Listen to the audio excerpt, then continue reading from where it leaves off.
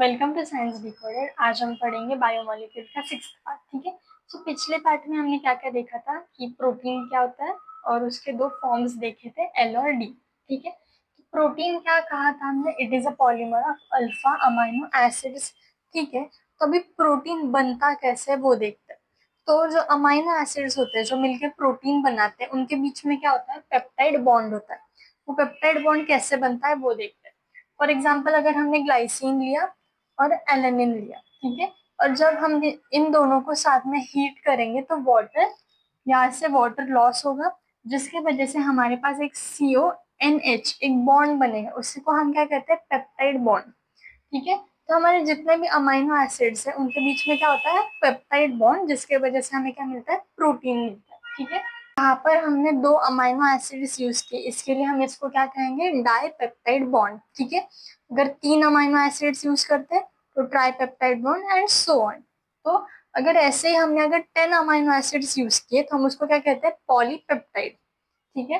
तो अगर हमने जो भी पॉलीपेप्टाइड बनाया है, अगर उसका मास 10,000 AMU से ज्यादा होगा तो हम उसको क्या कहते हैं, प्रोटीन कहते हैं। ठीक है। तो हम प्रोटीन को क्लासिफाई करते हैं फाइबरस और ग्लोमेरुलर में। फाइबरस मतलब क्या, ऐसे लॉन्ग स्ट्रैंड्स ऑफ प्रोटीन होता है जो पैरेलल टू ईच अदर होता है। ये वाटर इंसोल्यूबल होता है।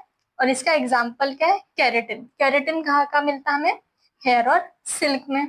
सेकेंड क्या था, ग्लोबुलर। ग्लोबुलर मतलब क्या, कि वो ऐसे कॉइल्ड अप होता है स्प्रिंग की शेप में या ऐसे ग्लोबुलर के फॉर्म में, they are coiled up, they are water soluble. और इसका एग्जाम्पल क्या है, अल्ब्यूमिन और इंसुलिन। स्ट्रक्चर ऑफ प्रोटीन देखते हैं तो हमारे पास चार स्ट्रक्चर होते हैं प्रोटीन के। पहला कौन सा है, प्राइमरी। प्राइमरी मतलब क्या, कि उस अमाइनो एसिड्स का सीक्वेंस कैसा है। ठीक है।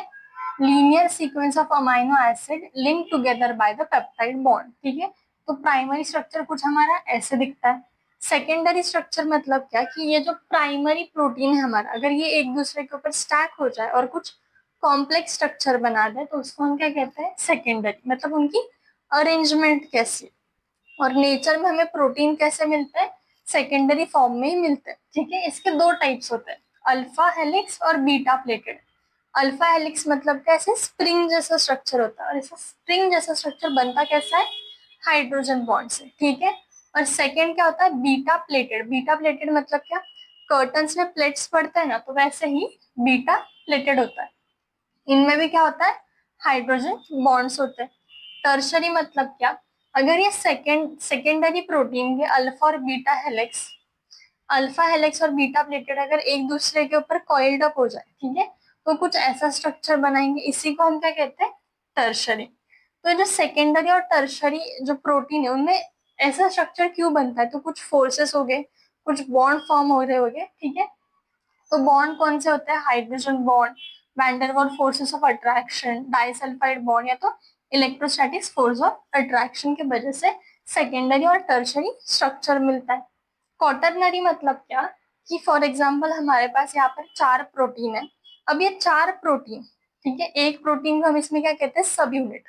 ठीक है। तो अब ये चार सब यूनिट एक साथ कैसे अरेंज हो गए। ठीक है। अरेंज होने के बाद में जो भी उनका स्ट्रक्चर बनेगा उसी को हम क्या कहते हैं, क्वाटरनरी प्रोटीन। इसका एग्जाम्पल क्या होता है, हेमोग्लोबिन।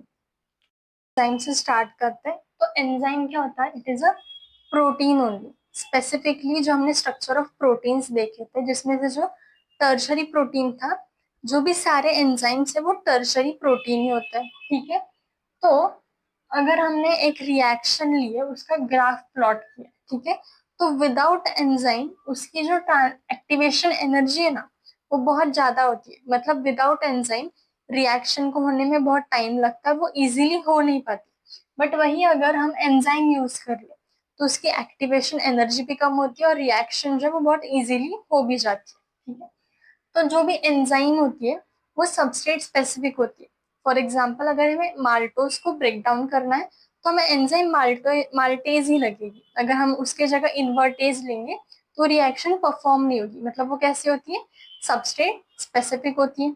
स्पेसिफिक टेम्परेचर पर, स्पेसिफिक पीएच पर ही कोई भी एंजाइम काम करती है। ठीक है।